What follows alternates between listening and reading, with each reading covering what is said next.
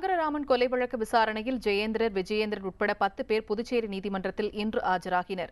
இந்த வழக்கு புதுச்சேரி மாவட்ட முதன்மை அமர்வு நீதிமன்ற நீதிபதி முருகன் முன்னிலையில் விசாரணைக்கு வந்தது. வழக்கு குறித்த ஒலி ஒளி ஆதாரம் வேண்டும் என்று சங்கரராமன் மகன் ஆனந்த் சர்மா கேட்டிருப்பதற்கு அரசு மற்றும் குற்றம் சாட்டப்பட்டவர்கள் தரப்பினர் பதிலளிக்க வேண்டும் என்று கூறி விசாரணையை அடுத்த மாதம் 5ஆம் தேதிக்கு நீதிபதி ஒத்திவைத்தார்.